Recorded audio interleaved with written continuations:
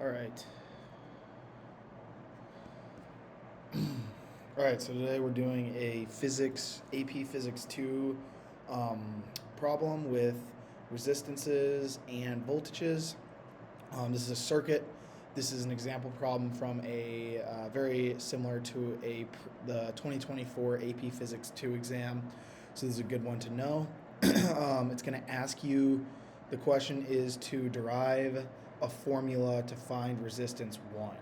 So formula for R1. So there's a couple things we need to do to set up this problem. We need to have our currents going a certain way and our loops going a certain way. So I always put them and orient them in the same way, but you can do it how you want. So I'm going to go current there, current here, and we're going current here. And then my loop, there's going to be two loops because there's two sides of this. Loop 1 this way, loop 2 this way. So the reason I do this is so that we can have our I formula the same every time. Obviously your I formula can change based off how you do your loops and your currents. Because we have, this is what we're going to call I1, okay? This is what we're going to call I2, and this is what we're going to call I3. So those are our different currents. I3 there, I2 here, I1 here. Because we have I1 going in or entering while I2 is exiting and I3 is exiting, what enters has to be equal to what exits, so we can know, and then we'll use this in the future, that I1, because it's what is entering, has to be equal to I2 plus I3. And that'll help us use some substitution when we're solving later in the problem. So the best way to go about this is splitting it up into a right side and a left side. So I'm going to start with the left side. And we know, and there is a good amount that you guys obviously need to know for how to set up your problem and how to know if things, resistances, voltages are going to be positive or negative, and that has to do with the direction of the current, but also the direction of the loop as well. So if the loop and the current are going in the same direction against resistors, that's going to make it negative. If they're going from a low to a high for our voltage, as you can see in this case it is, then it's going to be a positive. Also, if these guys are going the same way, it's going to be positive. So these guys going the same way, we got a positive voltage. These guys going the same way dictate a negative resistance. However, if we have over here, we have them going in opposite ways. Our loops going this way, our currents going this way. Therefore, these resistance are going to be positive. So let's break this apart. We know that our I, or our current, multiplied by our R, or our resistance, is going to be equal to voltage. However, we can keep those on the same side and set them equal to 0 when solving because of the way we orient our positives and our negatives. So let's start with our voltage. We're going to call this just voltage, okay? Because we only have one voltage, so, and this EMF is in terms of voltage. So it'll be like, if you're given numbers, it'll be 12 volts, 10 volts, something like that. So we know, as we discussed earlier, that this is going to be positive. So we're just going to put our voltage as positive. And again, we're only looking at this left side. So then we go into our resistance 1. They're going the same direction, so that's negative. So minus R1, and that's multiplied by I1. The reason for that is because I times R is equal to voltage. So our I's times our R's plus our I's times our R's are equal to our voltage, but the way we have our positive and negative, it's oriented as set equal to 0 rather than that negative voltage or positive these on the other side of the equation. So now we have one more thing to take into account for this left side. We have our same current there. Okay, but now we have I2, current 2 is going down through resistor 2. And these guys are going in the same way as well. So that's negative. So negative, and we're working with R2 because it's the second resistor, and we're working with I2. And that is all set equal to 0. And that's our formula for our left side. Now, let's work for our right side. We have no voltage because the voltage or the EMF is only on the left side. Sometimes you'll run into circuits that will have multiple, one on this side as well, but in this case we don't, so that makes it even easier. These guys are running, let's start with down here. I like to start down here. So this R4, right, is running with I3. They're in opposite directions, so they're positive. So we have R4 positive multiplied by I3. Okay, so now we have R3 running opposite with I3. So plus R3 multiplied by I3. Then we have one more to take into consideration. Running in the same direction, right, is I2 again, and same direction is going to be negative. So minus R2, because that's the resistor we're working with, and we're working with current 2. Now, these guys here can be combined because we know that these two here are in series with one another. So let's say, and sometimes it's difficult when, physics professors or the AP exams like to give you just R instead of an actual number for these resistors. However, if this was given in ohms as resistance, and this was a 4 and this was a 3, we could just add them together. We could add them together as 4 plus 3. So it'd just be 7 and it'd combine into one resistance. And again, that's just knowing your series versus parallel and that you can add series. And it would just be that same thing. So I'm just going to call this R7. Like, that's just going to be the term I'm going to call this. You could call it R4 plus R3. So let's just do that. Let's just do R4 plus R3. So we have R4 plus R3, and then that's just all propagated with I3, and then we'll keep our R2 multiplied by our I2 set equal to 0, and that's our right side. So now that I get my things, I like my formulas, I like to just circle them so we know what we've deviated and we know what, after all that work, where we're at. So now what we need to do is we need to solve for, keep in mind this is asking you for a formula to solve for R1. So we're solving for R1. Again, there's a couple ways that you can go about this, especially if it's asking for numbers rather than just a formula. Because if it has numbers, you can solve for I2 or you can solve for I3, and then you can plug it in for either one of these guys and just solve for I1. But in this case, we need to solve for I1. So this is where this is going to become important again. So this is going to help us solve when obviously we have some double substitution to do. This guy, again, makes sense because we have to know what's going into our first junction and what's coming out at our second junction. I2 is coming out at our second junction.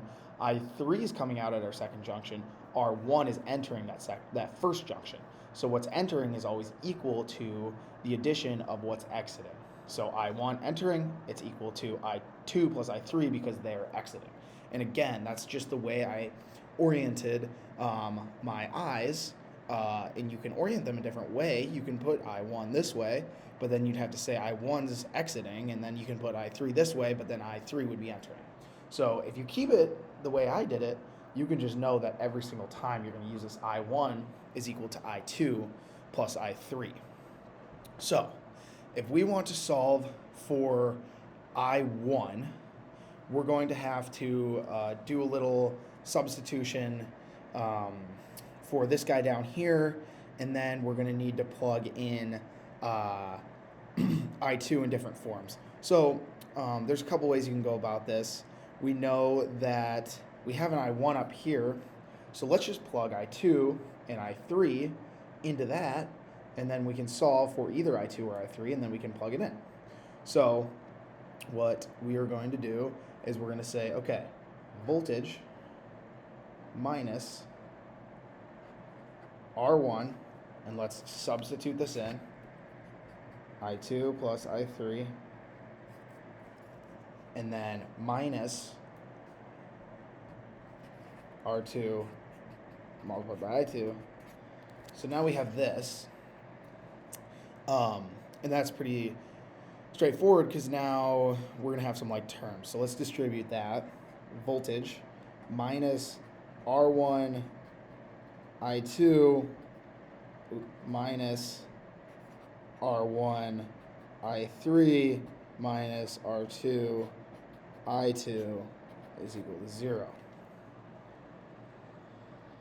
So now we have our I2s which can combine. So we have our voltage, and this is negative R1 minus R2. So we're going to go negative R1 minus R2 multiplied by I2 because that's our like term, and then subtracted from R1 multiplied by I3, and that's equal to 0. So now we can basically solve for our resistance 1, because what we can do is we can subtract, because it's this whole term being subtracted from this whole term set equal to 0. So now all we have to do is we have to subtract this whole thing over, right? So negative R1 I3, right? And that's staying on this side. This is going to move. Set equal to, so let's subtract this whole thing over, minus our voltage minus our R1 minus our R2 multiplied by our I2. So now all we have to do is subtract by negative R1, a negative I3, and we have a negative R1 is equal to negative voltage minus R1 minus R2 I2 divided by our I3, and then let's just divide both sides by a negative, just switching everything. So then we're going to have our R1 is going to be set equal to, voltage is now positive, R1 is now positive, R2 is now positive,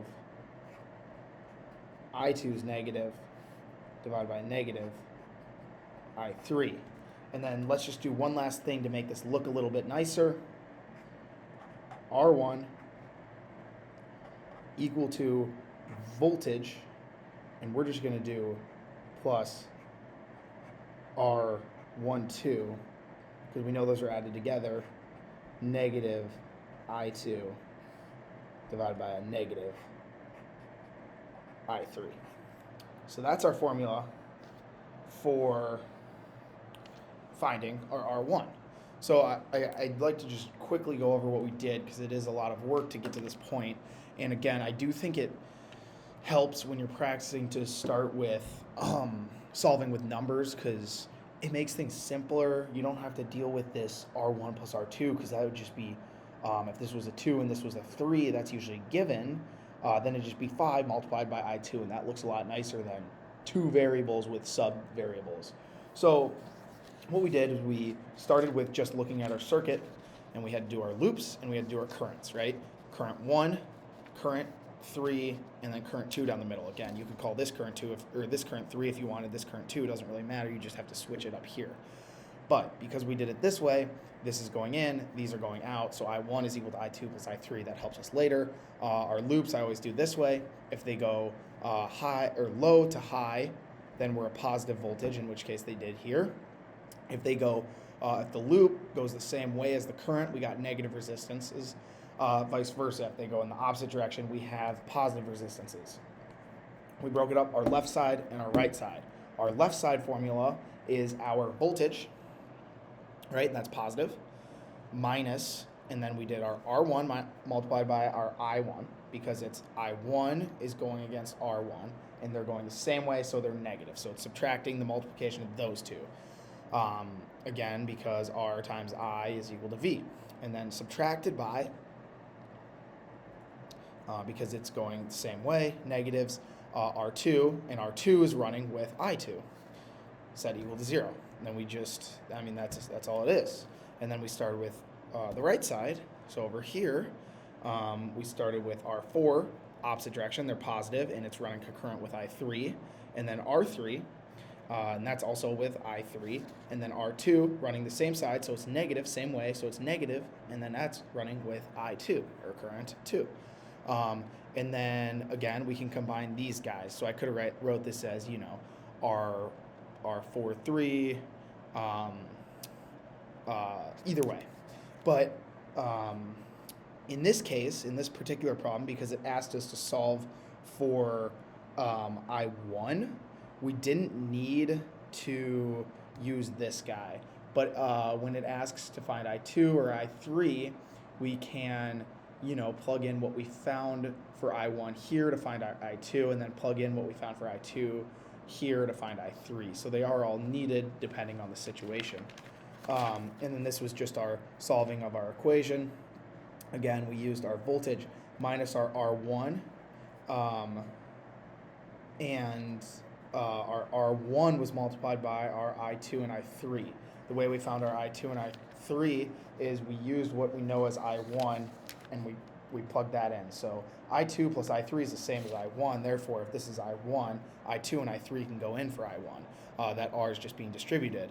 And then the R2 and R2, or subtracted by R2 minus I2 stays the same, and that's set equal to 0.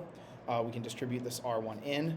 So we had negative R1 I2 minus R1 I3, and then this guy stays the same as up here.